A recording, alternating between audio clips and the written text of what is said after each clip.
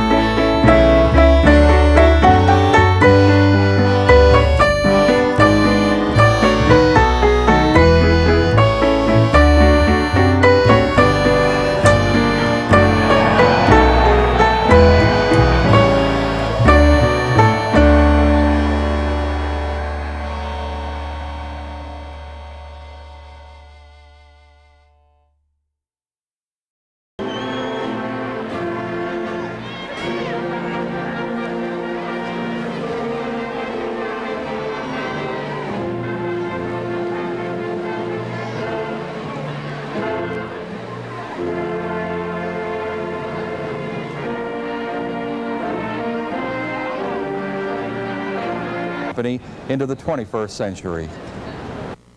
Novell, based in the mountain country south of Salt Lake City, calls itself the Networking Company.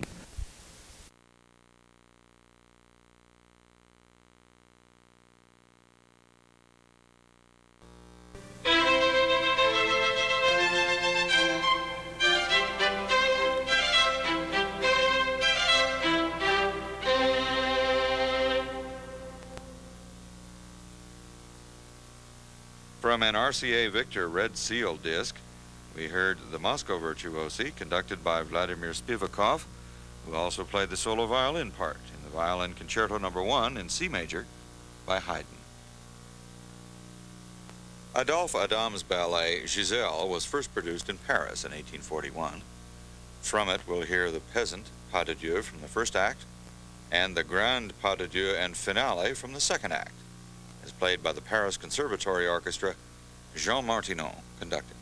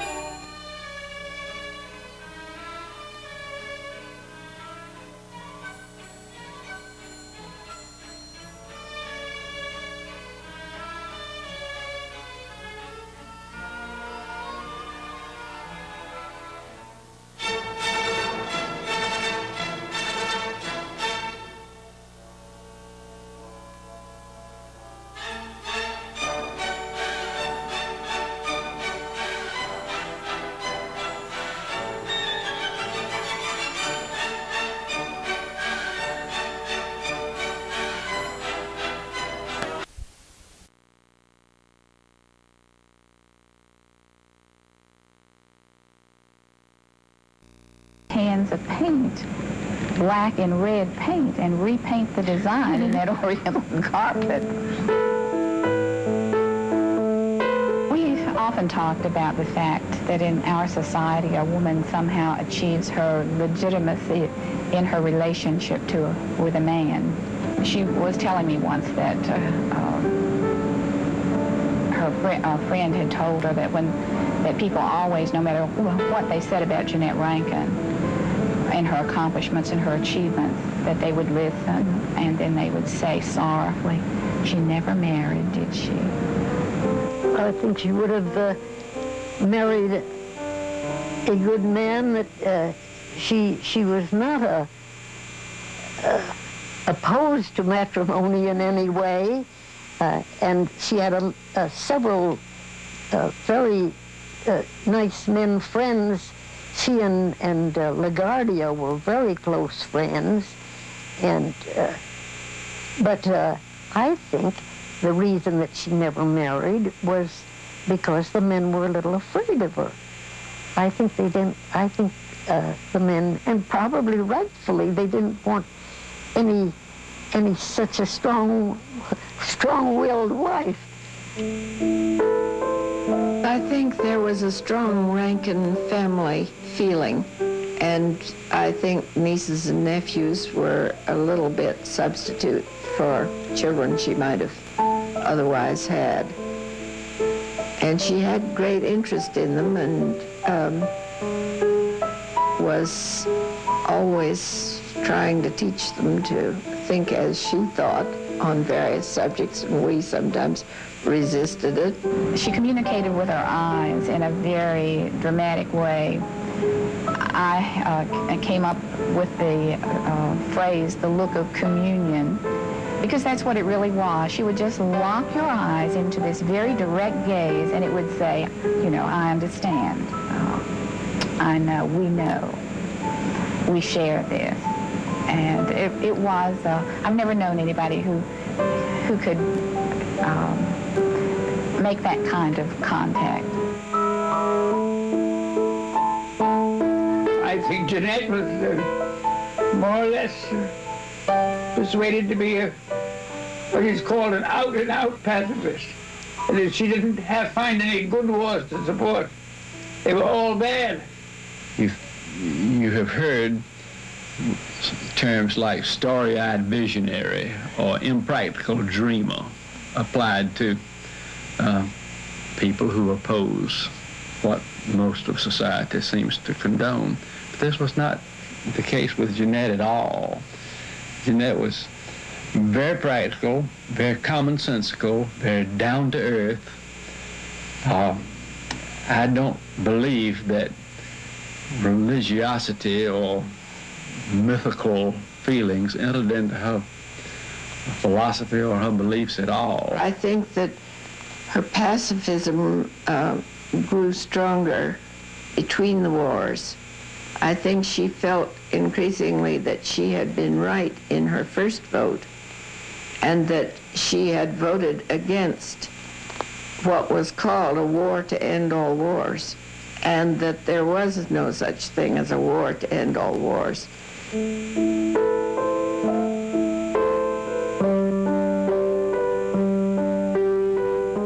1930s were fertile times for pacifism, and Jeanette Rankin was known in Washington as one of the foremost lobbyists for the peace movement. Believing that economic motives were primarily responsible for pulling the country into war, she worked for legislation that limited military buildup and that controlled the munitions industry. She did not believe that the country should isolate itself and felt that cooperation between nations was necessary to ensure world peace. But in all her work, Rankin was at her best when appealing directly to the public.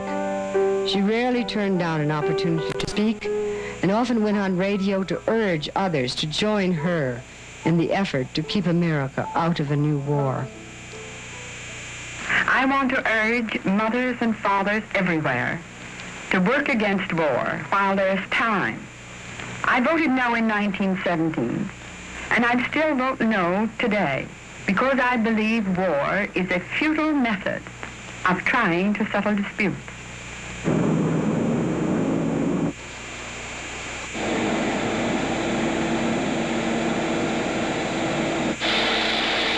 Despite the work of Rankin and other pacifists, by the late 1930s, America was again headed toward war.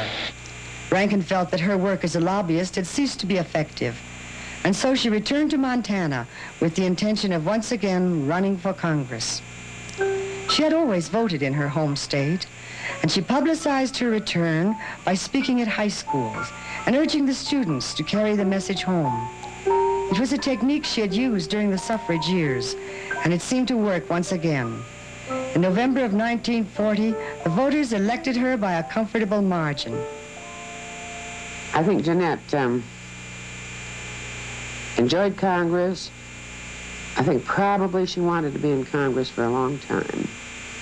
Although, when she was going back to Congress in 1940, she felt it was taking some of the joy out of congressional service in that she was going into the same situation she went into in 1917. As Rankin began her term, war was spreading throughout Europe and the Far East. As Congresswoman, she worked to maintain American neutrality, and she introduced legislation designed to limit presidential power to involve the country in foreign conflicts. During the 1930s, Rankin had made several trips to Europe, so she had seen firsthand the deteriorating conditions. Still, as a pacifist, she continued to believe there were peaceful solutions. Then, on December 7th, 1941, Pearl Harbor was attacked.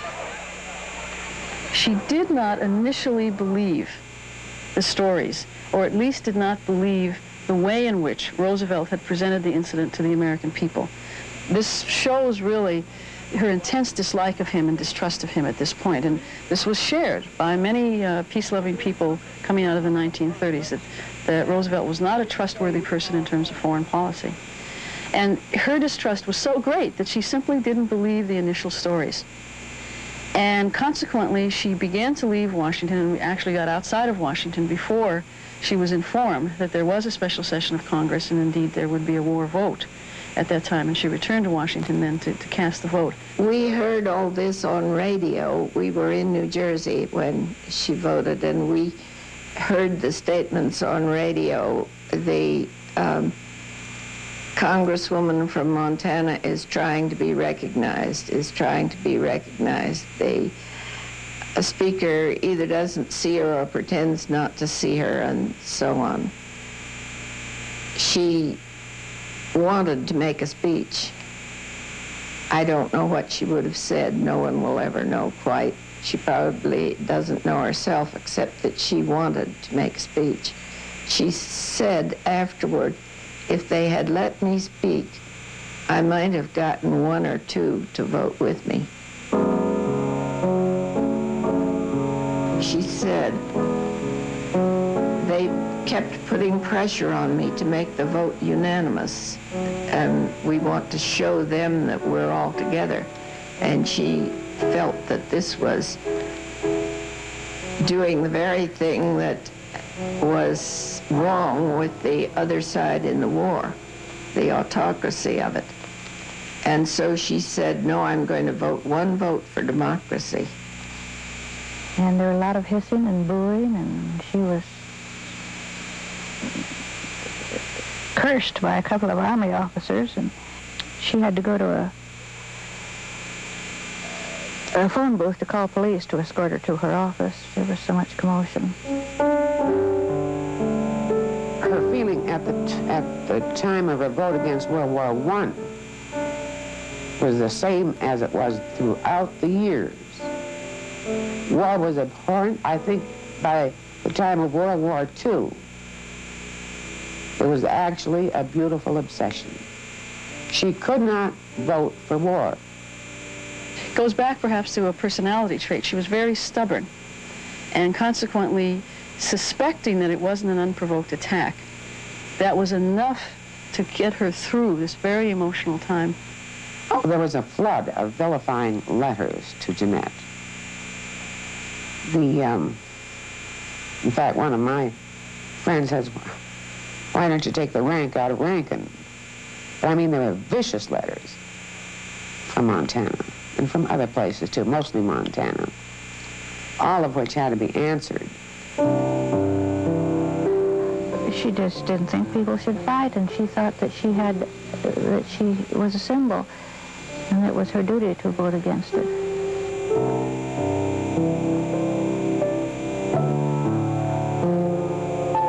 On December 8, 1942, 1 year after the United States declared war on Japan, Rankin had placed in the Congressional Record a statement about her controversial vote. In it, she charged that President Roosevelt had provoked Japanese hostility in an effort to bring America into the war. But she was a woman without a forum in a country at war, and her statement was largely ignored. Not attempting a bid for re-election, the end of her term brought an end to her political career. For the first time in over 30 years, Jeannette Rankin and her cause slipped into near obscurity.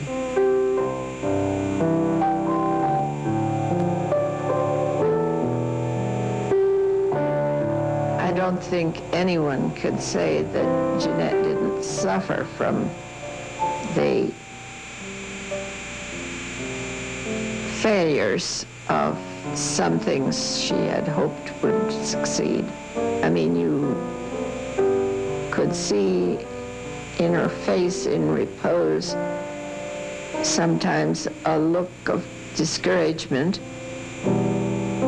We live in a society that periodically goes to war, so by definition then, every pacifist group has failed, and every pacifist is a failure in an absolute sense.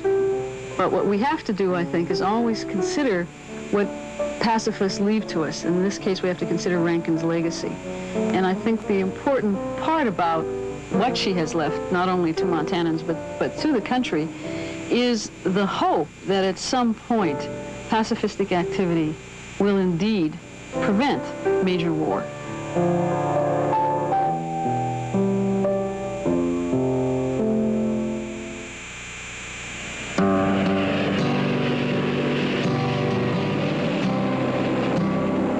In the 1960s, the United States became increasingly involved in a new war. 55,000 young Americans would be killed. Billions of dollars would be spent, and the political crisis at home would reach extraordinary proportions.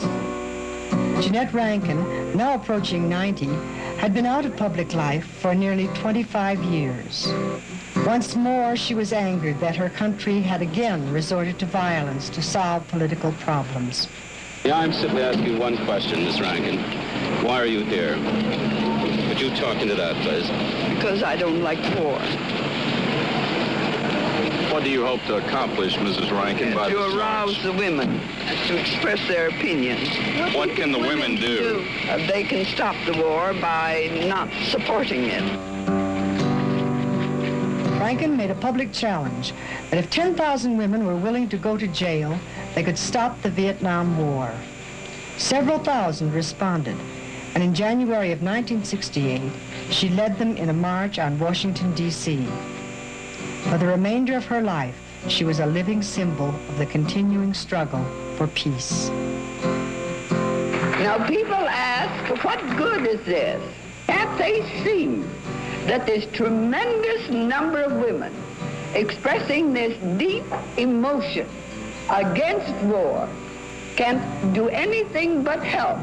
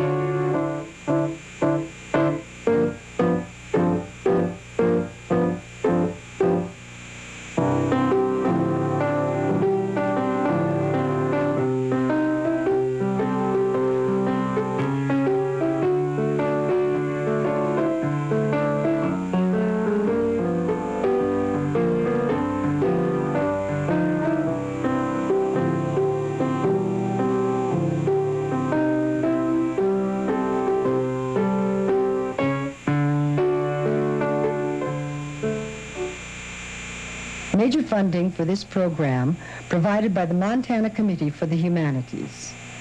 Additional funding provided by the Georgia Endowment for the Humanities. Both are affiliates of the National Endowment for the Humanities.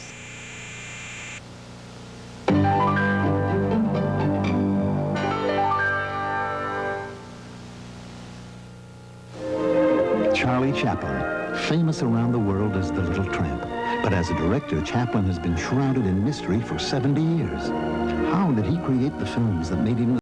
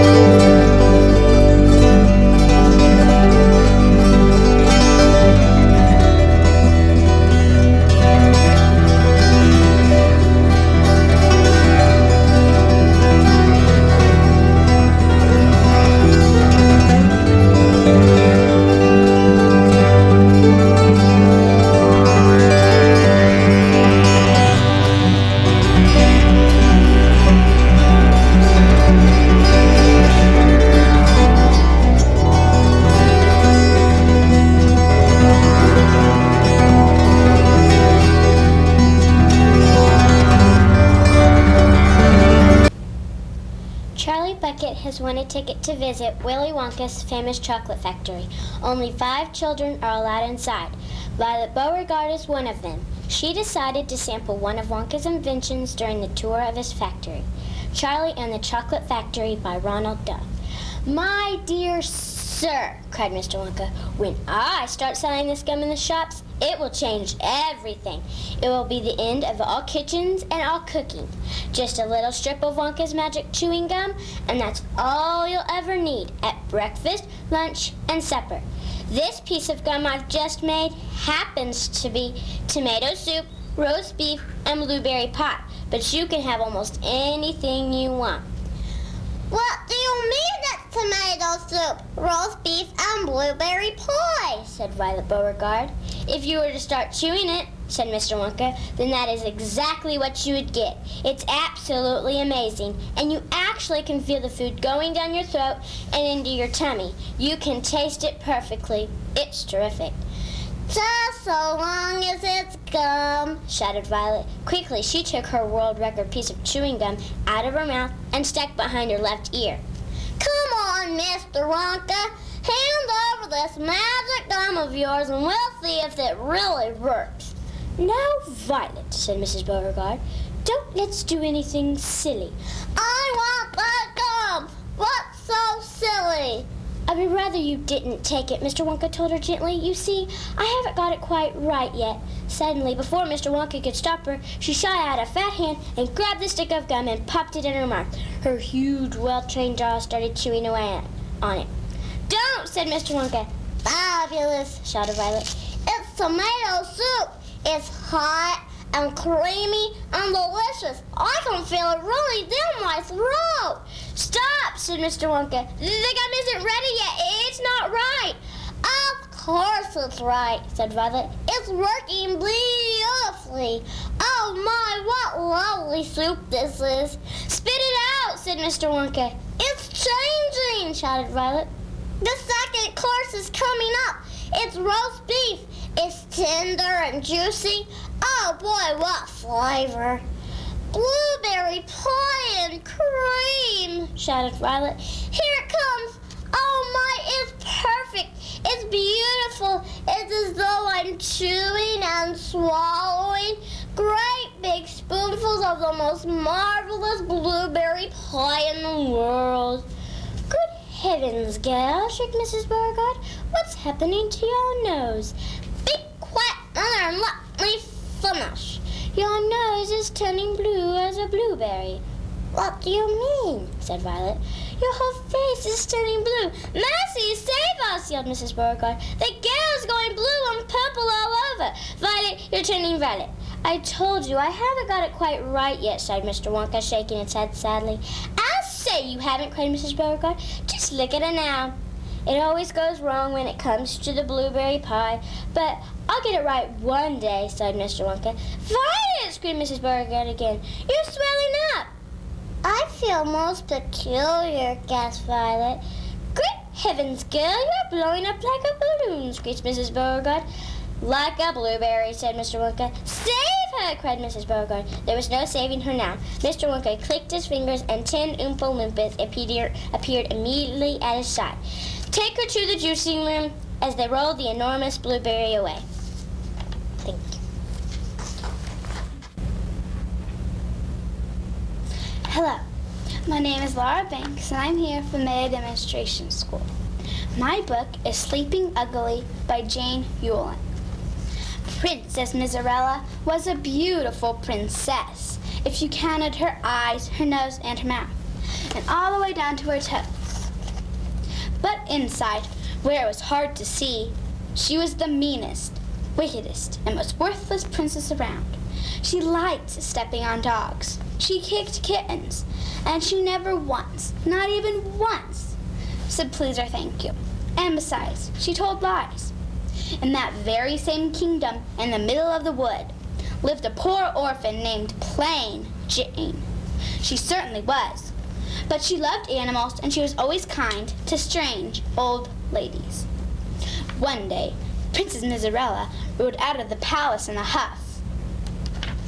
She rode right into the middle of the woods and soon was lost. Suddenly, Princess Miserella tripped over a little old lady asleep under a tree. Now, little old ladies who sleep under trees deep in the dark wood are almost always fairies in disguise. Get up and take me home, said Princess. So the little old lady got to her feet very slowly. They walked and walked even deeper into the wood. There they found a little house. It was Plain Jane's house. This is not my home, said Miserella with a sniff. Nor mine, said the fairy. It is mine, Jane said. The princess looked at Jane down and up and up and down. Take me home, said Miserella, and as a reward, I will make you my maid. Some reward, said the fairy. I didn't. My home is your home, said Jane. I like your manners, said the fairy, and for that good thought, I will give you a wish. I definitely have had enough, said Miserella. She grabbed Plain Jane's arm. I want to go home. Gently, gently, said the old fairy, shaking her head. If you are not gentle with magic, none of us will go anywhere. You can go where you want, said Miserella. There's only one place I want to go. To sleep, said the fairy, who now was much too mad to remember to be gentle. She waved her wand so hard it hit the wall of Jane's house.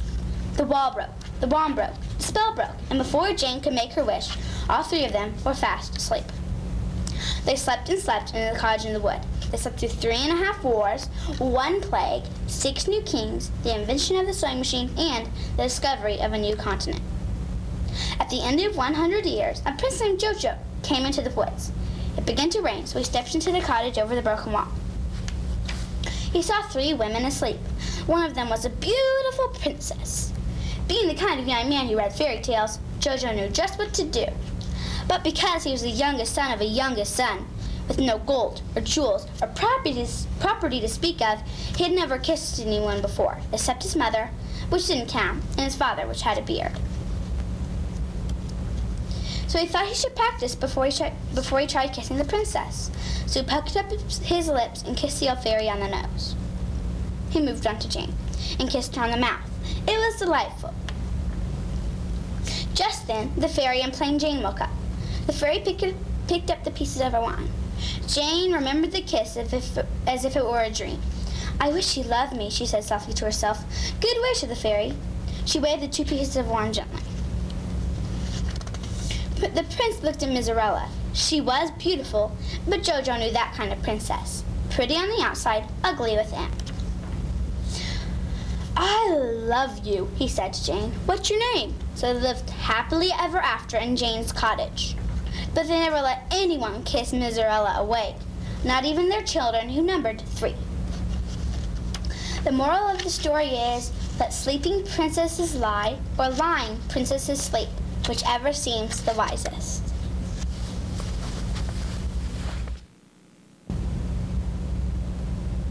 Now I bet you've all heard about how Tom Sawyer tricked all those kids into whitewashing a fence. Well, here's a story I bet you ain't heard. The summer evenings were long. It was not dark yet. A stranger was before Tom. This boy was well dressed on a weekday. This was simply astounding. His cap was a dainty thing. He had shoes on. It was only Friday. He had a citified air about him that ate into Tom. Neither boy spoke. They kept eye to eye all the time. Finally, Tom said, I can lick you. I'd like to see you try it. Well, I can do it. No, you can't either. Yes, I can. No, you can't. I can. You can't. Can't. Then Tom said, what's your name? 'Tis name's your business, maybe. Well, I'll make it my business. Well, why don't you? If you say much, I will. Much. There now. Oh, you think you're mighty smart, don't you? I could lick you with one hand tied behind me if I wanted to. Well, why don't you do it? You say you can do it. Well, I will if you fool with me. Oh, yes, I've seen whole families in the same fix. Smarty, you think you're some now, don't you? Oh, what a hat. You can lump that hat if you don't like it. I dare you to knock it off. And anybody that'll take a dare will suck eggs. You're a liar. You're another. You're a fine liar and dasn't take it up. Take a walk. Say, if you give me much more of your sass, I'll take and bounce a rock off in your head. Oh, of course you will. Well, I will. Well, why don't you do it? What do you keep saying you will for? Why don't you do it? It's because you're afraid. I ain't afraid. You are. I ain't. You are. Presently, they were shoulder to shoulder. Tom said, get away from here. Go away yourself. I won't either. So they stood, each with the foot placed as a brace, shoving each other with hate. After struggling till both were hot, each relaxed the strain, and Tom said, you're a coward and pup. I'll tell my big brother on you, and he can thrust you with his little finger, and I'll make him do it, too. What do I care for your big brother? I've got a brother that's bigger than he is, and what's more, he can throw him over that fence, too. Both brothers were imaginary. That's a lie. Your saying so don't make it so. Tom drew a line in the dust and said, I dare you to step over that, and I'll lick you till you can't stand up. Anybody that'll take a dare will steal sheep. The new boy stepped over and said, now you said you'd do it, now let's see you do it. Well, don't you cry me now, you better look out. Well, you said you'd do it, why don't you do it? By jingo, for 2 cents I will do it. He took 2 coppers out of his pocket and held them out. Tom struck them to the ground. In an instant, both boys were rolling in the dirt. Presently, Tom was seated astride the new boy, pounding him with his fists. Holler enough, said he. The boy only struggled to free himself. He was crying. Holler enough, and the pounding went on. At last the stranger got out a smothered, "Nuff," and Tom let him up and said, now that'll learn you. Better look out who you're fooling with next time. Thank you. Have you ever got lost in the forest in your pajamas? Well, that's exactly what happened to Charlie in The Summer of the Swans by Betsy Byers. Hi, my name is Christian Mitchell, and I'm in the 5th grade at Barnard Elementary. And I am doing a prose interpretation entitled The Summer of the Swans. Charlie was getting tired, and he knew something was wrong. The lake was gone. He paused and scanned the field, but he could not see anything familiar. He turned to the right and began to walk up the hill. Suddenly, a dog barked behind him. The sound, unexpected and loud, startled him, and he fell back a step and then started to run. Then another dog was barking, and another. and he had no idea where the dogs were. He was terribly frightened, and he ran with increasing awkwardness, thrashing at the weeds with his hands, pulling at the air, so that everything seemed to be running except his slow feet. The sound of the dog seemed to him to be everywhere, all around him, so that he ran first in one direction, then in another, like a wild animal caught in a maze. He ran into a bush, and briars stung his face and arms, and he thought this was somehow connected with the dogs, and thrashed his arms out wildly, not even feeling the cuts in his skin. He turned around and around, trying to free himself, and then he staggered on, running and pulling at the air. The dog's barking had grown fainter now, but in his terror, he did not notice. He ran blindly, stumbling over bushes and against trees, catching his clothing on twigs, kicking at unseen rocks. Then he came into a clearing and was able to gain speed for the first time. He ran for a long way, and then suddenly he came up against a wire fence that cut him sharply across the chest. The surprise of it threw him back on the ground, and he sat, holding his hands across his bare chest, gasping for breath. His face and arms stung from the briar scratches. His bare foot, tender and unused to walking on the bare ground, was already cut and sore. But most of all, he was gripped by hopelessness. He wanted to be back in his room, in his bed. But home seemed lost forever, a place so disconnected from the forest that there was no way to get from one to the other. He put his wrist to his ear and listened to his watch. Even its steady ticking could not help him tonight. And he wrapped the torn pajamas across his bare chest and began to walk up the hills through the trees. As he walked, he began to cry without noise. Thank you. Have you ever wanted to tell someone something really important, but you just couldn't find a way to do it? Hi, my name is Laura Reeder. I'm in 4th grade at Eisenhower International School. I selected a prose from the book Wayside School is Falling Down, Chapter 10, Music. Benjamin Nuss Schmutt hadn't told anyone that his real name wasn't Mark Miller. That is because at the beginning of the year, he told everyone that his name was Mark Miller, just as a joke.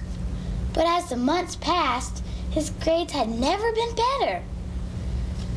But he knew he had to tell Mrs. Jules, the teacher, the truth.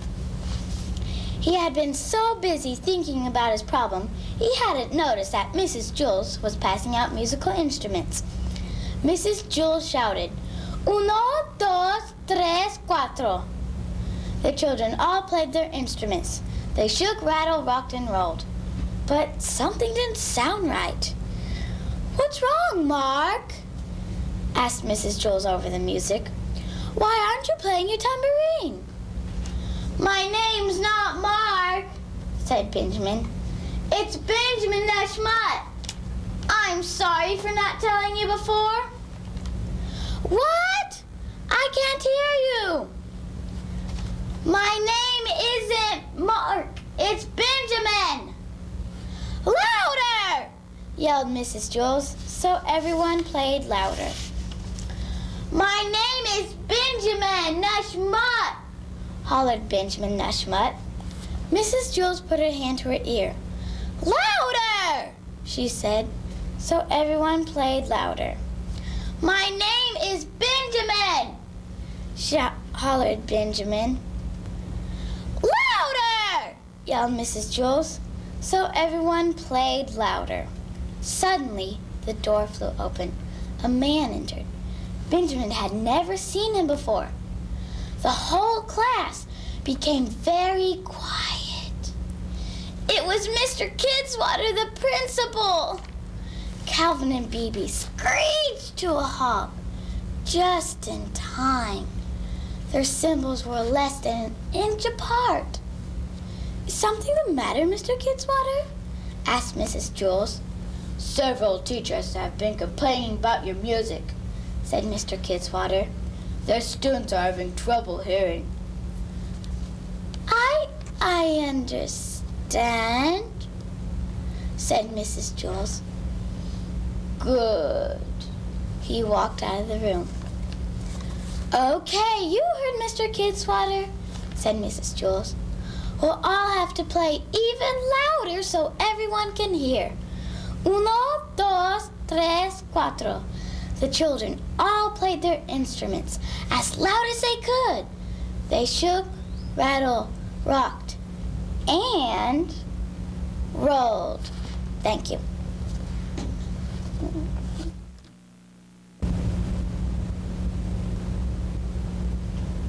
Hello, my name is Franklin White, and I'm from Wauwoman Elementary. I am doing a prose interpretation about Malcolm X. Malcolm X, by any means necessary. There are very few men in American history as controversial as the African American called Malcolm X, the militant leader of thousands of people in the Nation of Islam. A guest of Arab princes, a target of the FBI.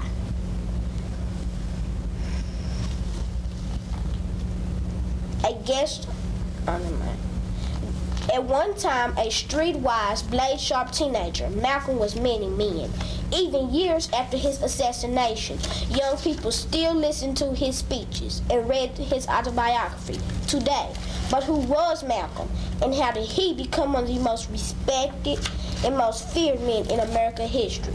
I will now read to you about the assassination of Malcolm X. Malcolm came out on the stage. He gave the Muslim greeting, Assalamu alaikum. The greeting was returned by the audience. Walaikum salam. Okay. The greeting was returned by the audience. His voice was calm, deliberate. Malcolm began his speech. Brothers and sisters, there was a stillness in the audience as Malcolm's voice, clear and reassuring, started his message. Get your hand out my pocket. A man wearing a 3/4 length black leather coat jumped to his feet and yelled at the man next to him. Angry words were exchanged. Malcolm raised his hand and stepped from behind the podium, trying to calm things down. Suddenly, the man who had stood first pulled something from his pocket. From inside, the audience began to scatter. Watch out, watch out! There was a series of shots in rapid order, and then a booming noise. Chairs were flying everywhere. People were screaming, there's a bomb, there's a bomb! People were crawling along the floor, trying to stay out of the crossfire. Men were lying over the bodies of their wives, trying to protect them. Between the living, frozen for the moment in shock and grief, lay Malcolm.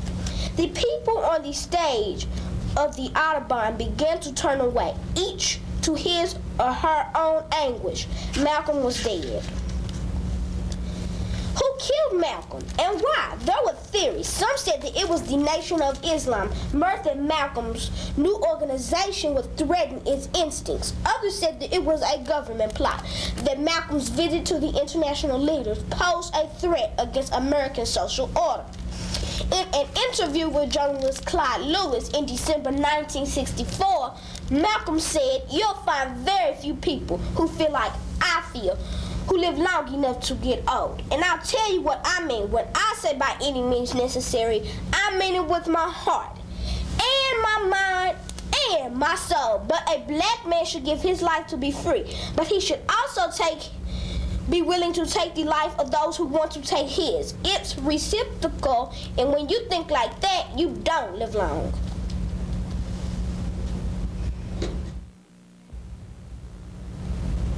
Have you ever wanted something so much that you do anything, and I mean anything, to get it?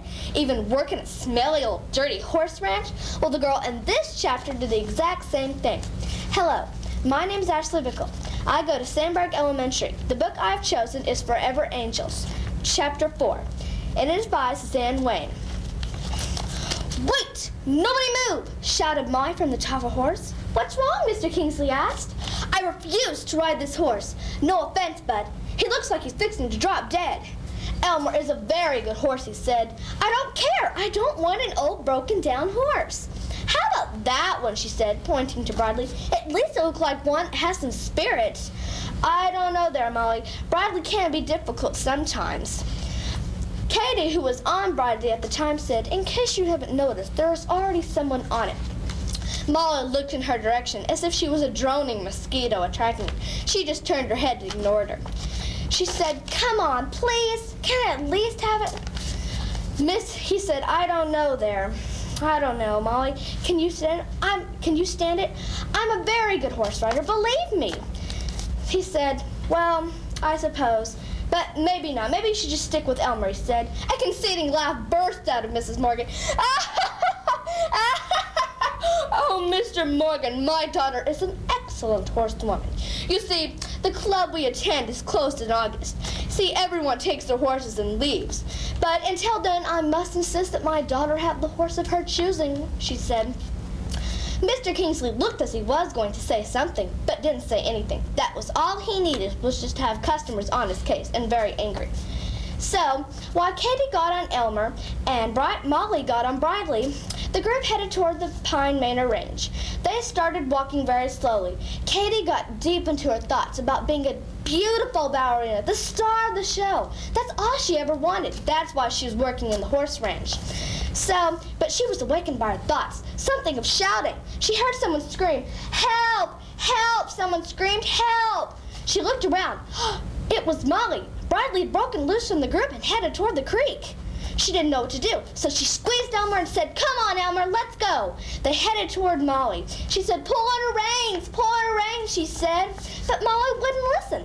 She just kept screaming, help, help, till finally Bradley stopped, and there flew Molly in the creek. She was sopping wet. She came out and hugged her mother and said, you didn't tell us this horse was so wild. Who had the sounding of a voice, as Mrs. Morgan said, who was very, very upset. Well, you said that she was an experienced rider, Mr. Kingsley said. This horse is insane, she said. Well, Mr. Kingsley started to calm down. We better get you inside and wrap you up in a towel. Hypothermia could be setting in. I'm fine, she said. I'm just fine. Well, just in case, Molly. They started walking toward the house, and she said, why would you put my daughter on such a horse that was so insane, she said. Well, you told us that she was a very experienced rider, and obviously she's not. Molly stamped her feet down and said, I am an experienced rider, I am.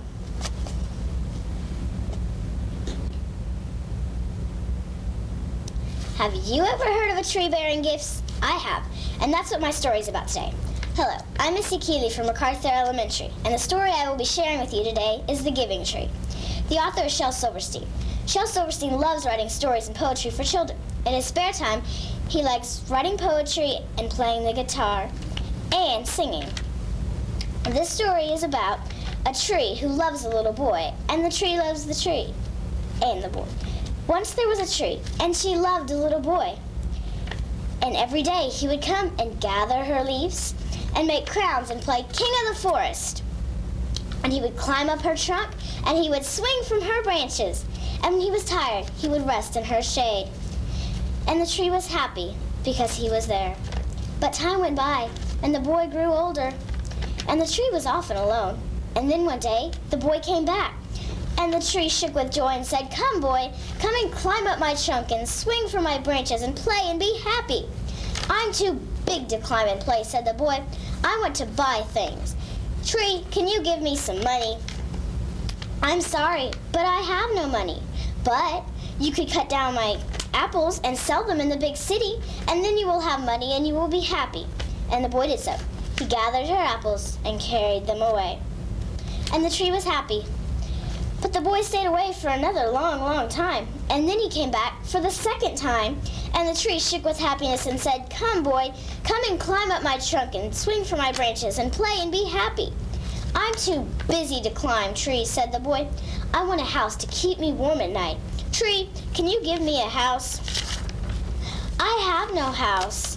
The forest is my home. But you can cut down my branches and build a house, and then you will be happy. The boy did so, and the tree was happy. But then he stayed away for another long, long time. And then he came back for the third time. And the tree was so excited she could hardly speak. She said, "Come, boy, come and play and be happy." "I'm too old and sad to play," said the boy. "I'm on a boat that will take me far, far away from here." I don't have any boat for you," said the tree. "But you could cut down my trunk and build a boat and sail away and be happy." "All right," said the boy. He chopped down her trunk and made a boat and sailed away. And the tree was happy, but not really. Now she was just a poor sad stump. And after a long time, the boy came back for the fourth time, and the tree said, "I'm sorry, boy, but I have nothing left I can give you. My apples are gone. My teeth are too weak for apples," said the boy. "My branches are gone. You can't swing from them. I'm too tired to swing. I'm sorry, boy, but I just have nothing left to give you. I'm just a poor, sad stump." "I don't need much now," said the boy. "Just a quiet place to sit and rest. I'm very tired." "Well," said the tree, straightening herself up as much as she could, "an old stump is a great place for sitting and resting. Come, boy, come and rest." And the boy did so, and the tree was happy. The moral of the story is that the younger you are and the older you are, you need less, but getting there and growing up, you need more. Thank you.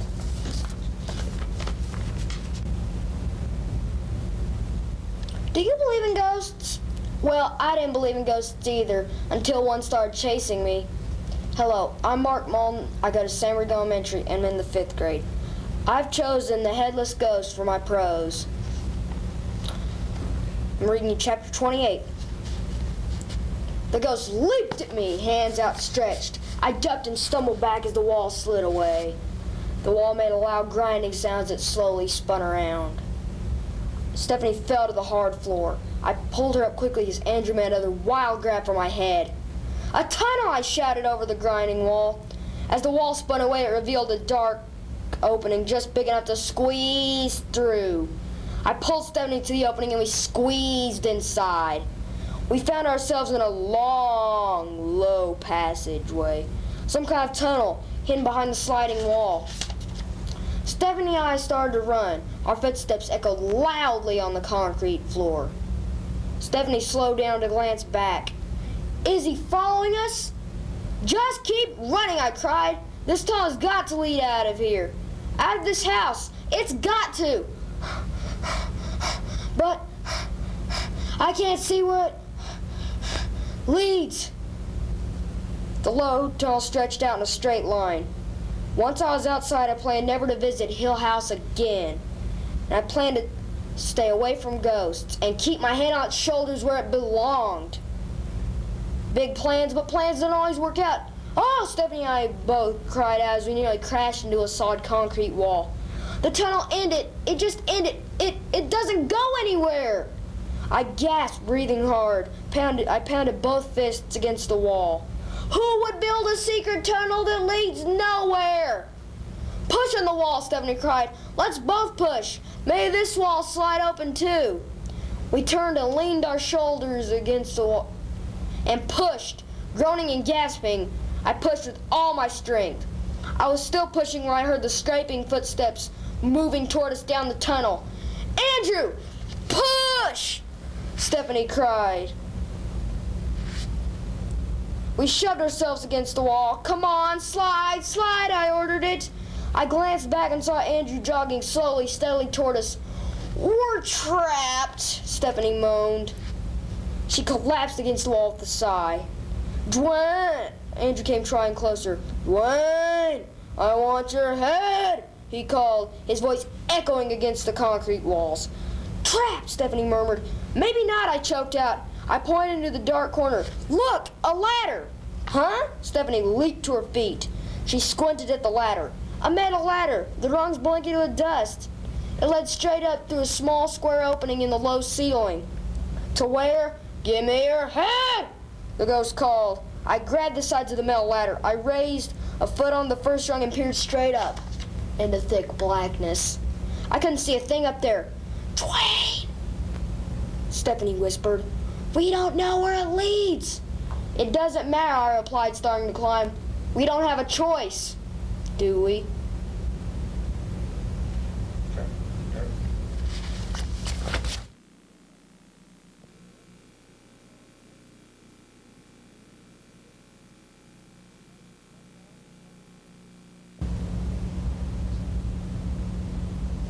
Hello, my name is Grant Baker. Orville and Wilbur Wright were the first people to invent an airplane. They owned a bicycle shop in Dayton, Ohio. They'd been reading up much on flight after the recent death of Otto Lilienthal, shown here. After consulting the Weather Bureau of the United States, they chose Kitty Hawk, North Carolina, for their experiments because of the strong wind and soft sand. The brothers divided the needs of an airplane into 3 problems: control, lift, and an engine.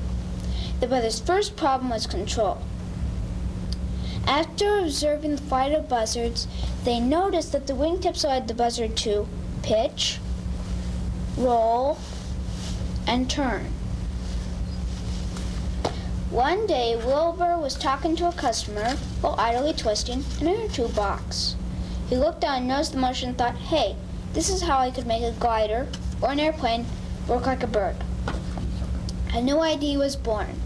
The brothers called it wing warping. They put it on their first glider in 1900. This glider also had a front elevator which would raise or lower the machine.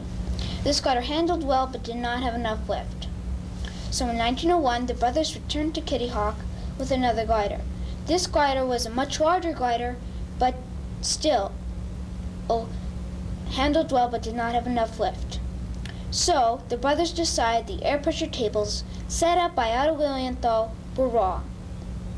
The brothers' second problem was lift. The brothers knew that the wing shape affects, the shape of a wing affects how well the wing flies. So they built a wind tunnel in their shop in Dayton, Ohio, and tested over 200 miniature wing shapes. They rewrote the air pressure tables. In 1902, they returned to Kitty Hawk with another glider. This glider had 2 fixed tails to the back of it. This glider handled well, had enough lift, and broke many records, yet still sometimes crashed into the soft sand of Kitty Hawk. So they took the 2 tails and fixed them to the wing warping system, making 2 rudders. This solved the problem. The brothers' third problem was an engine. All the companies they asked to build one for them refused. Also, automobile engines were too heavy, so they built one along with the rest of their airplane in their shop in Dayton, Ohio. In 1903, the brothers returned to Kitty Hawk with their airplane. They placed it on its 60-foot track. After a coin toss that Wilbur won, they had a false start, but tried again on December 17, 1903. With Orville at the controls, they made their first flight.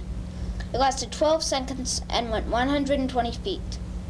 In 4 short years, at the beginning of which they knew nothing about flight, these 2 men became the inventors of an airplane.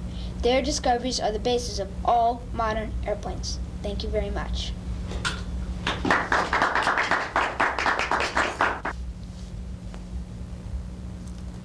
Smile. It's another Kodak moment. Sometimes, while looking through my pictures, I have wondered who made this possible. Well, it was George Eastman. Mr. Eastman was a man who made his hobby his life's work. With his great ideas, he turned a very expensive and a very complicated hobby into one of America's favorite pastimes. George was born July 12, 1854. He lived most of his life in Rochester, New York. He was basically self-taught because he started working at the age of 13. By the time he was 20 years old, he was a junior bookkeeper at Rochester Savings Bank. Since George was living such a comfortable life, he decided to take pictures for a hobby. But in the 1870s, they didn't have pocket-sized cameras. George had to carry about 50 pounds of equipment, consisting of a soapbox-sized camera, a tripod to hold the camera, a dark tent big enough for him to crawl into, a jug of water, bottles of chemicals, measuring glasses, stirring rods, trays, a box of glass plates, and a glass plate holder. In order to take pictures, he had to mix chemicals, put them on a glass plate, put the wet glass plate into the camera, take the picture, and rush the wet glass plate back to the dark tent for it to be developed, which took about an hour. George thought, there must be an easier way. He first came up with the dry glass plate, which got rid of the stuff he needed to develop with on the spot. It was such a good idea, he started his own business in January of 1881 and called it the Eastman Dry Plate Company. Since glass plates could be broken, he created a film made of special paper to replace the glass plates. 3 years later, he created a smaller camera and called it the Kodak. All the person had to do was take the picture and send the camera back to the Eastman Company for it to be developed. By 1889, the George Eastman Company was worth $1 million. George had made his hobby easier and less expensive. George's hobby brought good fortune to himself and the Kodak moment to all those who like to take pictures.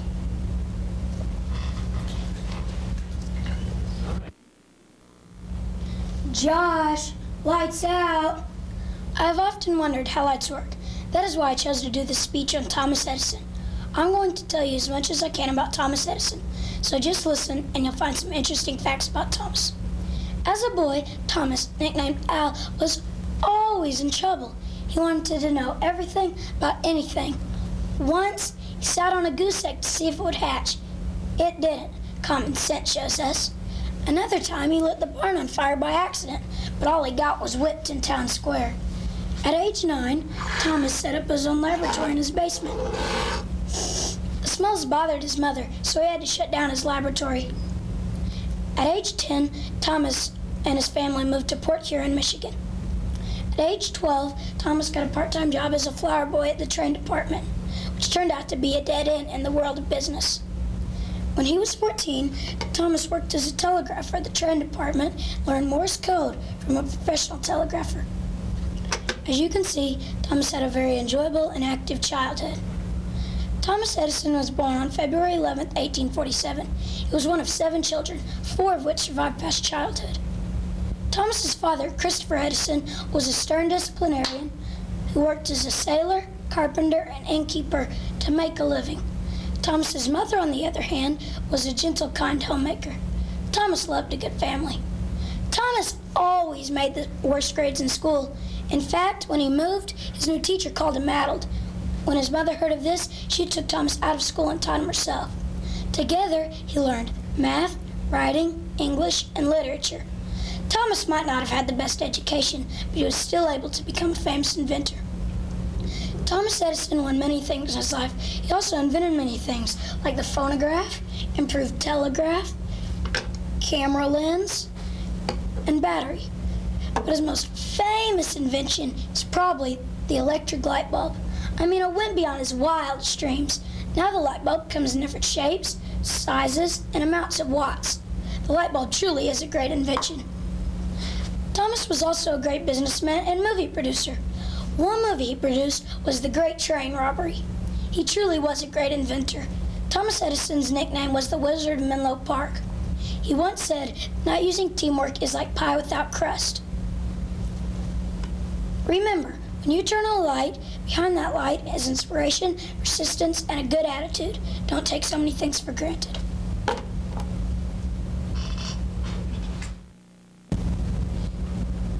Did you know, about 75 years ago, women couldn't do a lot of things men could, such as getting a good education, having a choice of a lot of different jobs, owning property, or most of all, voting. Hi, my name is Susan B. Anthony, and I'm going to tell you about my struggle for women's rights. I was born in Adams, Massachusetts on February 15, 1820. I moved to New York when I was 7. At age 15, my dad encouraged me to be a school teacher, so I taught school for 15 years. I also participated in the movement against liquor. In 1851, I met Elizabeth Cady Stanton and began my work for women's rights. I worked with Elizabeth for 6 years on changing the New York laws that discriminated against women. I gathered women from all over the state to talk about laws that didn't allow women to do the same things men did. Sometimes I gave speeches that Elizabeth Stanton wrote. I worked for the American Anti-Slavery Society for 5 years. In 1863, I founded the Women's Loyal League to help fight for freeing slaves. Finally, in 1865, a law was passed that stopped slavery in the United States. In 1869, Elizabeth Stanton and I created the National Women's Suffrage Association. Its goal was to change United States laws so women could vote. In 1870, a law was passed that said, and I quote, "The rights of citizens of the United States to vote shall not be denied or abridged by the United States or by any state on account of race, color, or previous condition of servitude." This law was not very clear. It did not say women could vote, and it did not say women could not vote. So, in 1872, I registered to vote in the presidential election. I led a group of women to vote. 2 weeks later, they arrested me for voting. The judge fined me $100, and I refused to pay. I kept working to get women the right to vote until I died, March 13, 1906. If I could have looked into the future, I would have seen that 14 years after I died, a law was passed that allowed women to vote. I would have known I made a difference. I would have also seen that on July 2nd, 1979, the United States Mint recognized my work by issuing the first Susan B. Anthony dollar coin. Who knows what else the future might bring? Maybe a woman president.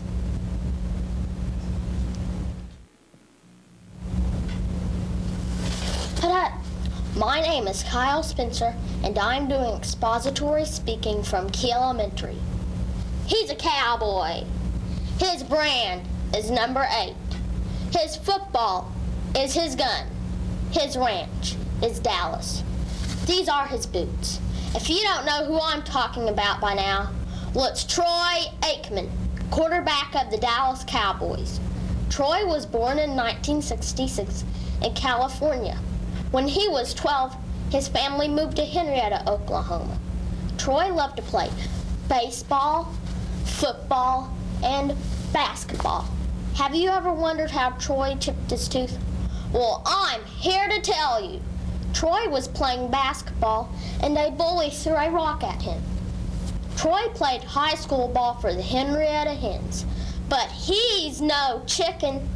Then went to play college ball for the OU Sooners for 2 years, then transferred to UCLA because they had more of a passing offense. Troy was the #1 draft pick in 1989 by the Dallas Cowboys. Troy's first season was a losing season, but Troy has taken his team to 3 Super Bowls. Troy is Dallas's most eligible bachelor.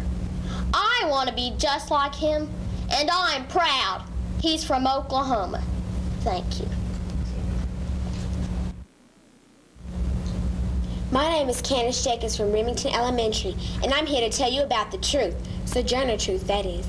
Sojourner Truth was born a slave near Kingston, New York in 1797. Her real name, Sojourner Truth, alias Isabella Bonfrey, was born a slave near Kingston, New York in 1797. She said the Lord gave her her new name. Sojourner stood for the long, endless journey she would have to make, and Truth stood for the truth she was going to tell the people. One of her slave masters, John J. Dumont, made her marry an older slave named Thomas. They had 5 children together. Dumont was such a mean man that he sold several of her children. In 1827, Sojourner escaped from Dumont and was taken in by a Quaker family named Van Wagner. With their help, she won a lawsuit, giving her the freedom of her son Peter. She was freed by the New York State Anti-Slavery Act in 1828. Sojourner Truth was considered a great speaker with her deep voice. She stood over 6 feet tall. With her quick wit, she was known as a traveling preacher. She could neither read nor write, but she wouldn't let that stop her. She believed that women weren't helpless and they could work just as hard as men. Sojourner Truth sang songs, and with the money she raised, she bought presents for the soldiers during the Civil War. One of the highlights of her life was when she was invited to the White House to meet President Lincoln. Sojourner Truth died of poor health in 1883, and that's the truth.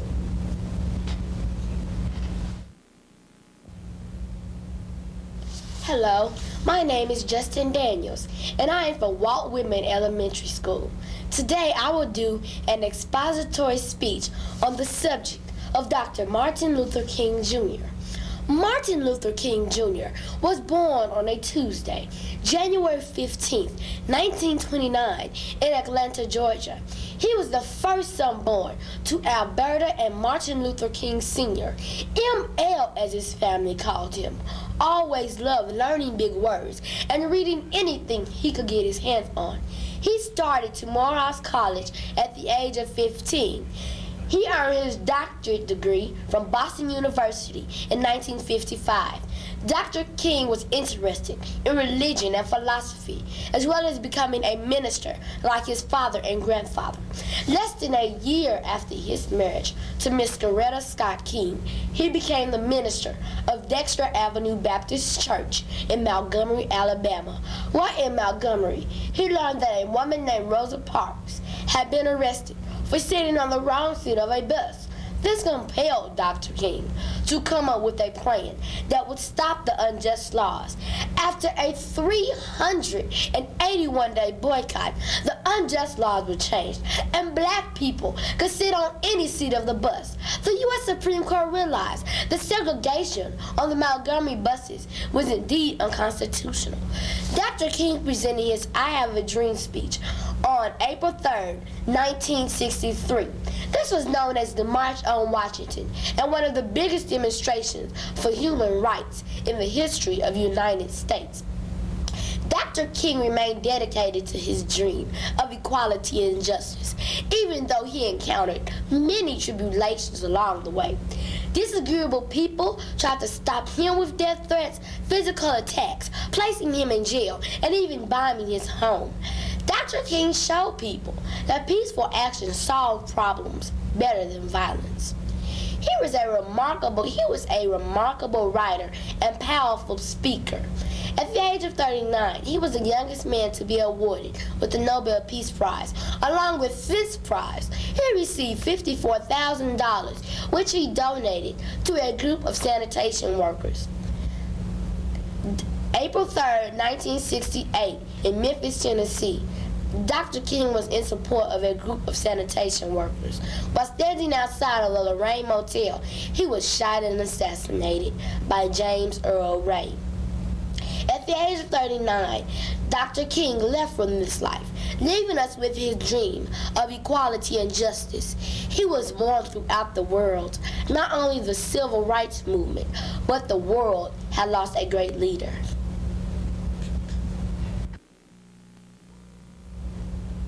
Hola, bonjour, hi, my name is Patricia Williams and I'm in the 3rd grade at Eisenhower International School. Ballet is a beautiful form of dance that has been performed for over 500 years. Ballerinas make ballet look so easy, but it's really not. It takes many years of hard work and dedication to make their muscles strong and flexible to do ballet. They also need to know the basics before they can dance. Turnout is a very important part of ballet. Turnout is when many muscles in your legs work together to make them turn out. That's why it is called turnout. It takes many years of practice to make your turnout perfect. After students know about turnout, then they need to know the 5 positions. First position, second position, third position, fourth position, and fifth position. After students know about the basics, then they need to know about the bar. The bar is a piece of wood that helps ballerinas balance while they're doing their exercises. The bar is different heights for different sizes of people. At the bar, you need to keep a steady and beautiful posture so you will not fall over or fall forward. At the bar, we do pliés, which means to bend, battement tendu, which means to point, battement jeté, which means to throw, petit battement, rond de jambe, battement frappé, which means to knock, and rond battement. After we have done the bar, we need to do stretches. Stretches include seashells, back bend on knees, back bends, and headstands.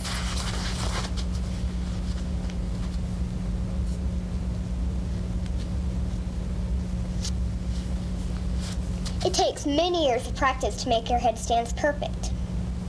After we have done the bar and stretches, our teacher makes up dances with the steps of ballet, including changement, which means to change, pas de jambes, pas de bourrée, balancé, arabesques, as this ballerina, assemblée, jeté, and many others. We are very fortunate here in Tulsa to have a wonderful ballet company called TBT. They perform many dances throughout the year and are very exciting and interesting to watch. If you ever get a chance to go and see them, I know that you will not be disappointed. Thank you.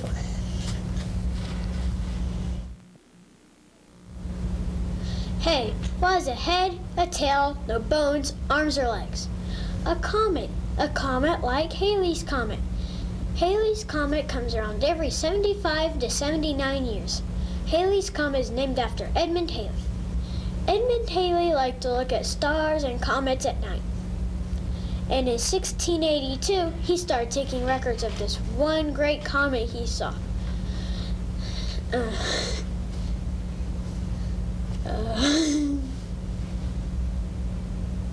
I start over? He even predicted its return by mathematical calculations and historical occurrences. In the historical occurrences, he learned that not all people liked comets. Some people thought that they caused disasters. Like there's an especially cold winter night in 760 AD that was blamed on a comet. And King Louis died shortly after the appearance of a comet. And Genghis Khan, the most feared warrior, thought of comets as special stars. In 1 year of an appearance of a comet, over 1 million people died of his armies. Not so lucky for them. Scientists describe comets as dirty snowballs. Dirty snowballs, or comets, are made up of ice, dust, and gases. Whenever a comet gets closer to the sun, its tail gets bigger. And if you think of it as a snowball, it sort of makes sense. Closer to the sun it gets, the more the tail flies out behind it and ice particles melt. And whenever it gets about 3.2 billion miles away, it starts freezing back up into a snowball. Nowadays, if you want to go see a comet, you have to go to the country. Take out your telescope and look up. You have to go to the country because in the city, there's all those city lights and pollution to mess you up. Hey, that's a reason to stop polluting.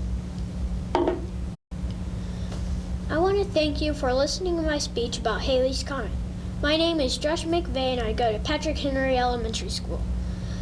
I did some studying about Halley's Comet and I figured that the next appearance will be about 2061. And I was born in 1986, which was the last time Halley's Comet came around. And as Mark Twain said, I came in with Halley's Comet and I'll go out with it. Thank you.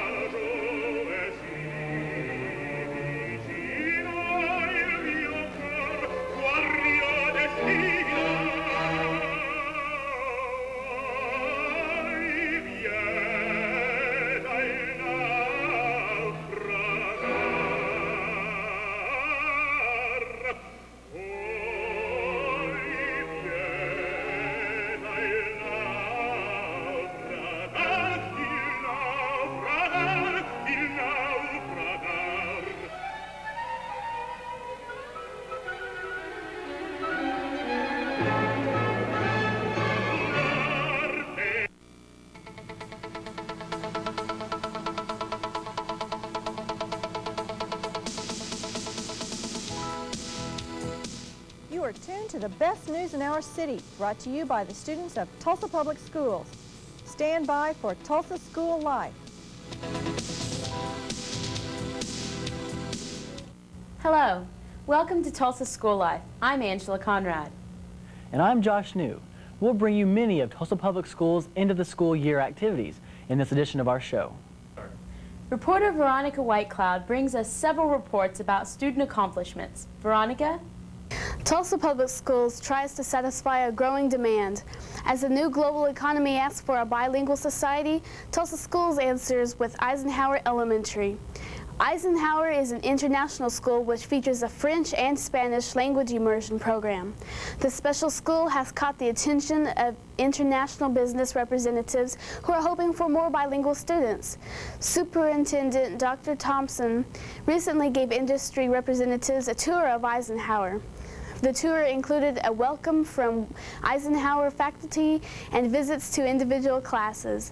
The representatives were interested in how Eisenhower's curriculum is preparing students for an international world. Eisenhower students warmly received the visitors and Dr. Thompson. In other exciting news, students had a chance to show off the work of their hands at the Vocational Technology Instruction's annual skills fair. Crafts, photography, and marketing and clothing were just some of the projects that were featured. Students from vocational industrial technology classes participated in the event. They demonstrated their ideas and products. Participants showed their health skills, robotics, multimedia, and food. Students wound up the fair with the Metric 500 car races. Also, Edison students asked some serious questions at the Social Studies Symposium 96. Professionals were invited to serve as panelists for the event, where the participants tackled tough issues such as parental consent for abortions. The annual symposium was an attempt to acquaint students with social issues they face. Edison instructor Gary Dunnigan facilitated the symposium. Finally, the Petroleum Masonic Lodge recently adopted Mitchell Elementary. The school finalized the adoption with an adoption ceremony. The lodge has promised to help the school in many ways. They will provide school supplies, volunteers in the classroom, and field trip sponsors. The new adoption means additional support for Mitchell students. For Tulsa School Life, I'm Veronica Whitecloud. The JROTC Superintendent's Review culminated a successful year-long program. And joining me today in the studio are three members of the Tulsa Public Schools Junior ROTC program. They are Katie Cochran from East Central, Jimmy Sanders from Memorial, and Stephen Sutterfield from Webster. Welcome, guys. Hi. Right, so each of you are in the Army ROTC program, sponsored by the Army, right? Right. If you would quickly just go down and give your rank for me. I'm Cadet Captain Katie Cochran. Okay. Major Jimmy Sanders. I'm Cadet Sergeant First Class Stephen Sutterfield.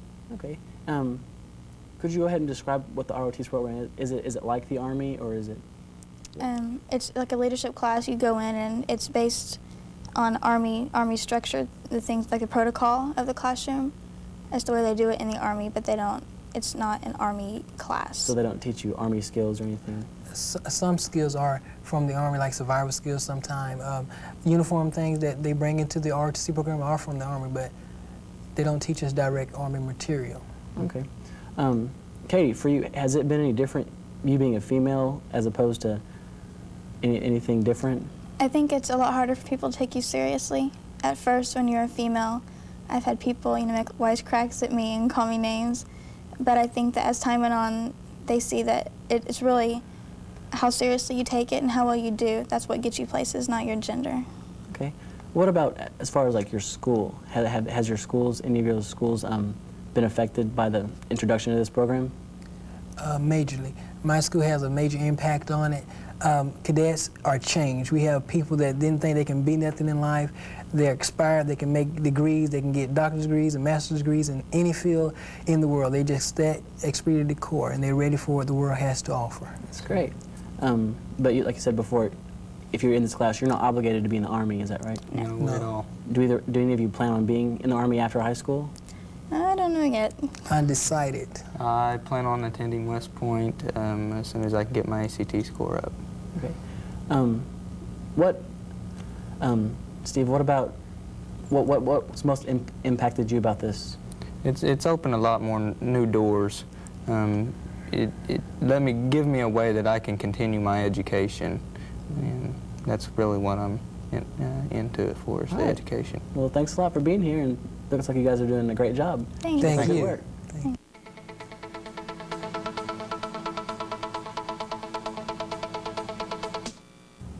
Reporter David Alexander brings us several reports about student accomplishments. David? The Education Service Center hosted the annual Safe Kids Festival. The festival is held each year to teach children about safety. Students learned about bicycle, water, fire, and even home safety. Also, children who brought their bikes received a free safety inspection, along with a free helmet. The crowd even got a chance to meet Huffy the Clown. The event was sponsored by TPS, Sports Unlimited, State Farm Insurance, and many more. Speaking of safety, how safe is it to eat 1 million oysters? You could ask some of the participants in this year's oyster eating contest. The contest was held at Bartlett Square, where volunteers slurped up slippery raw oysters to benefit Tulsa students. Each year, the contest funds student field trips. After eating so many oysters, some of the participants might consider some exercise, like the Kendall and Whittier students. Kendall and Whittier students participated in their Spring Olympics. These two schools joined Olympic efforts at TU's Skelly Stadium. The Olympics began with a family parade, posting of the colors and the Star-Spangled Banner. Students competed in track, field, and stadium events. Kendall and Whittier Spring Olympics were sponsored by the University of Tulsa, Weisenhunt Funeral Home, and various other sponsors. From Tulsa Public School Life, I'm David Alexander. Thousands of children's lives are jeopardized each day by motorists who fail to stop when a bus loads or unloads students. A statewide effort called the Flashing Red Light Bus Safety Campaign has been initiated to remind motorists of the law. Give kids a break. Stop for flashing red lights. The child expects you to. This message has been brought to you by this station, the Oklahoma Association for Pupil Transportation, and the Oklahoma School Public Relations Association. Reporting on other school news, here's Leslie Long. Bring Your Daughter to Work Day teaches daughters about various careers. Many Tulsa Public Schools employees brought their daughters with them to learn about the various types of jobs available in the district. Superintendent John Thompson recognized the daughters with their moms and dads with a reception at the Education Service Center. Dr. Thompson greeted each daughter and spread the message that young women can achieve anything they strive towards. Another program that teaches young adults to be responsible and teaches them job skills is the BCTI program. BCTI stands for Business and Computer Technology Internship Program. The students in this program honored their employers at the annual Bosses Breakfast recently. The theme of the breakfast was Reaching for the Top. Students spoke and the keynote speaker presented the message that young people need to make the most of the opportunities in their life. Reporting for Tulsa School Life, I'm Leslie Long. A teacher from the other side of the world is here in Tulsa to teach students about the Russian culture. Joining me in the studio is Natalia Mazarova. Welcome to Tulsa and to our show. So how long have you been here? For a month, and I'm living in Moscow on the 21st of May. And where exactly? I mean, do you live in Moscow or do you live in... I live in Zelenograd. It's a new district of Moscow. It's a part of Moscow. Zelenograd and Tulsa are sister cities. So the Sister Cities program brought you here? Yes, I'm an exchange teacher. Last year, your teacher came from Tulsa to Moscow and helped me to teach English in my school. And so this year I came here and help your teachers to teach Russian. Are there any other American cities that you're going to, or are you just No, I'm staying in Tulsa. And where exactly do you teach? At Wilson Middle School. And have you traveled around Tulsa to other schools, or have you stayed just at Wilson? Yes, I visited one elementary school, McKinley Elementary School, Whitney Middle School, and 2 high schools, Hale and Cashier High School. Yeah. So are the schools a lot different from the schools in Moscow? So we discussed these questions and these problems with teachers, and we found a lot of similarities, but there are some differences, of course. So how exactly are you teaching with Wilson Middle School? Are you teaching about the culture, or Are they learning the language better through having you teach them? Yes, I help the teachers to teach Russian language. And of course, I answer a lot of questions. Students have a lot of questions. They ask me about Russian culture, Russian literature, and about geography, and about teenagers in Russia. So what kind of questions do they ask you? I mean, what is a common question that they have for you about the different culture, or the teenagers, or whatever? No, about teenagers. Of course, they ask all the questions are about teenagers, about their life, about their cars, about so their games, sports, their hobbies. So, and I'm very glad that they're interested in Russia, and they want to know more about Russia. Do you really think that it's helping the students a lot? Of course. I mean, of course. Do you think? I mean, what impact do you think it will have on them to learn about other cities and other cultures through an exchange teacher? Of course, it will help them, and I hope we'll continue this exchanging program. I hope that next year the teacher will come to Moscow, to Leningrad. Okay. And well, maybe some students come to Moscow too. Thank you very much for joining us. Thank you. Reporting on other school news, here's Veronica Whitecloud. Bell Elementary families are pulling the plug. They're trying to watch less TV, and their families are joining in. The hours they used to spend watching TV can now be used for family time and for homework. The Bell program has 3 different viewing teams. Each participating family must choose a team. The red team allows only 1 hour of viewing a day. The white team allows up to 4 hours a day, and the blue team means no TV for a whole month. Students will take home a calendar with alternative activities that are more educational than watching television. Reporting for Tulsa School Life, I'm Veronica Whitecloud. Tulsa Public Schools has hundreds of outstanding teachers, but a select few were chosen to receive the designation of a Teacher Touching Tomorrow. 40 outstanding teachers from across the district were recognized at a recent reception. Teachers were nominated for the award by their peers. They were selected for their dedication to teaching, their academic accomplishments, and their involvement in the community. During the reception, a display of materials which represented the teachers' careers, educational philosophy, and goals were available for viewing. Congratulations to these Teachers Touching Tomorrow. Reporting on other school news, here's Veronica Whitecloud. Penn Elementary students are working more than their minds. They start the day with physical exercise, working out for 20 to 30 minutes. These students continue exercising throughout the day. Teachers say this rigorous exercise helps students stay focused. Penn teachers will be monitoring the students and their progress through May. In other news, Lee's academic team comes out on top. The team competed in the Knowledge Masters Open Academic Competition and took first place in Oklahoma. They went on to compete against national and international teams. Lee placed 14th in the national competition against nearly 600 competitors. Team members are Alan Belksey, George Lemon, Jennifer Bellows, Kellen West, Carolyn Dushley, Adam Stickler, Ben McCoy, and Andy Gardner. The team coaches are Michelle Lasker, Zine Hanley, and Harold Dotson. So congratulations to the Lee academic team. Also, Tulsa postal carriers are delivering care to children.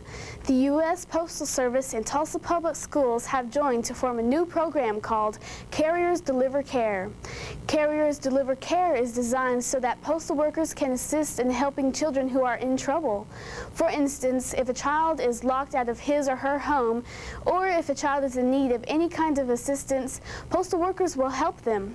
Letter carriers will also visit schools to teach students how to recognize postal workers so the students can ask postal carriers for help when they need it. Reporting for Tulsa School Life, I'm Veronica Whitecloud. Back to you, Josh. Reporter David Alexander brings us several reports about student accomplishments. David. Kerr Elementary students got a chance to learn about nutrition from an expert. Expert chef Devin Levine of the Southern Hills Country Club recently visited the school. His visit was part of Team Nutrition. Team Nutrition is a USDA program that combines learning with nutrition. Chef Levine introduced students to different grains and fruits, such as kiwi. Speaking of unique learning, students are learning about sea via satellite. It is called the JASON Project. This year's project, sponsored by the Williams Companies, investigates sea life and how it affects humans.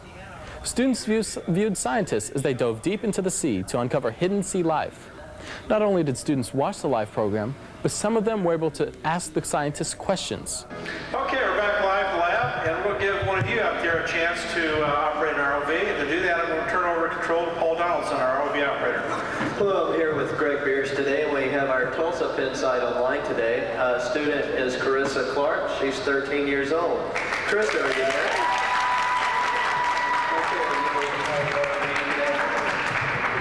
Can you give me a forward command on the joystick? Okay, we have communications. ROV pilot's giving me the nod. You have control of the ROV. Bunch of shrimp trying to get out of your way here, I see. The sand plane is very important. It's an important foraging area for a lot of reef fish. They come out here at night to feed, and the day they stay on the reef. Okay, start to ease towards the right, Carissa. As we go along, we'll try to find some of these small patches of rocks that we call microhabitats. That's where we found a lot of our fish species that Jim's been keeping a record of today. Nice right-hand turn. That's a very good job, Carissa. It's mostly sand here, but occasionally you find a small sponge or a little rock pile, and that's where we find a lot of fish. Very carefully looking along here. That's a fantastic job.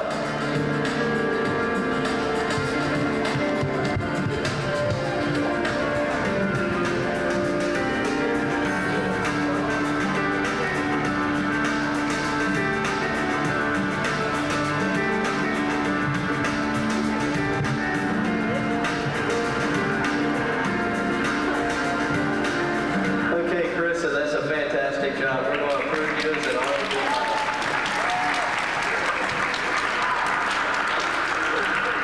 Okay, we've taken control back of the ROV. Reported from Tulsa School Life, I'm David Alexander.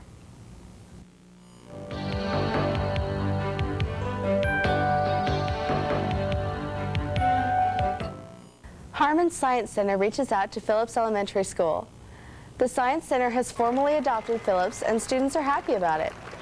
The adoption was finalized in a recent ceremony at the Harmon Science Center. Phillips students marched from the school to the center for the ceremony.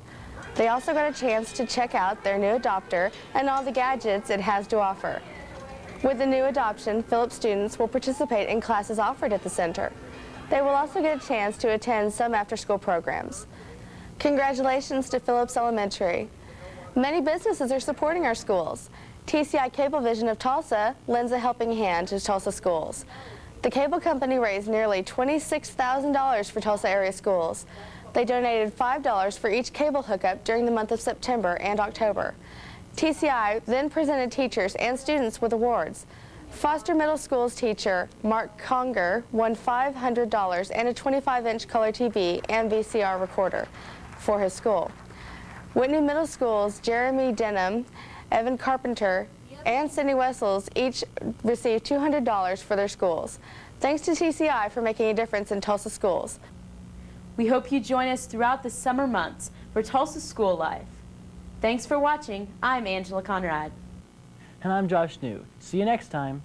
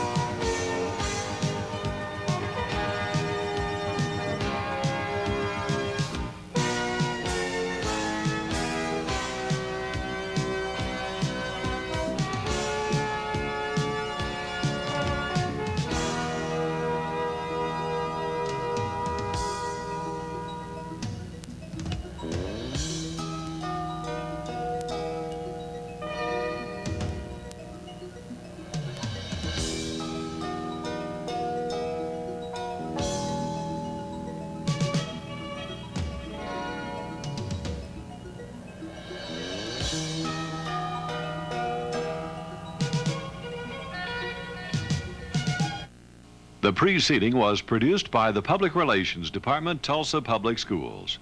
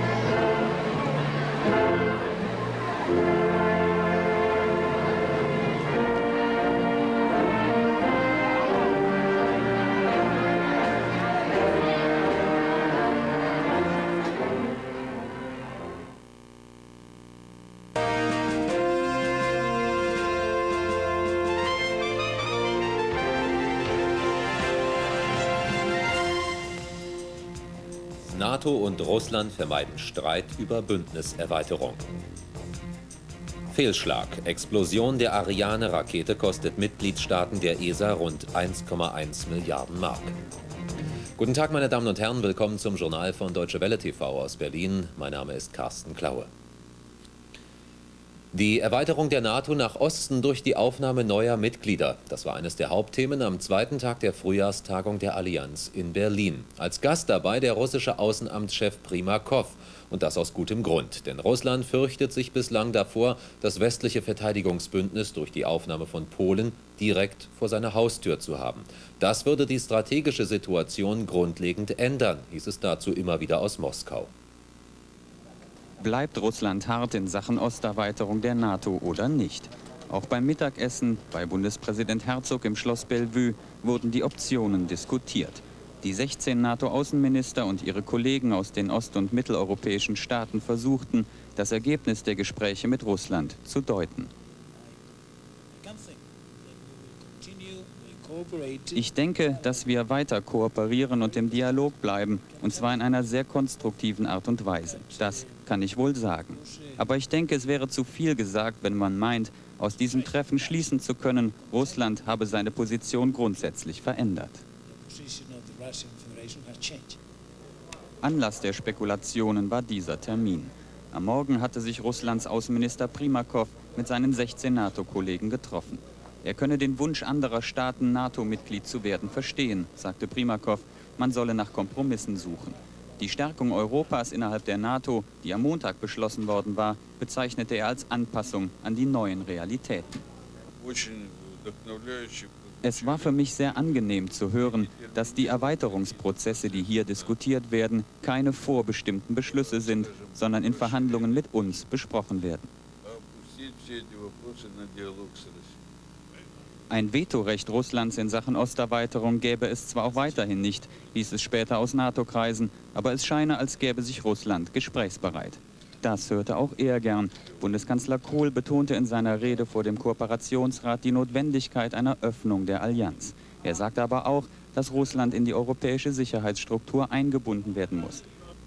Klar ist, dass die NATO wachsen wird, aber auch, dass eine engere Zusammenarbeit mit Russland organisiert werden soll, die über die Partnerschaft für den Frieden hinausgeht.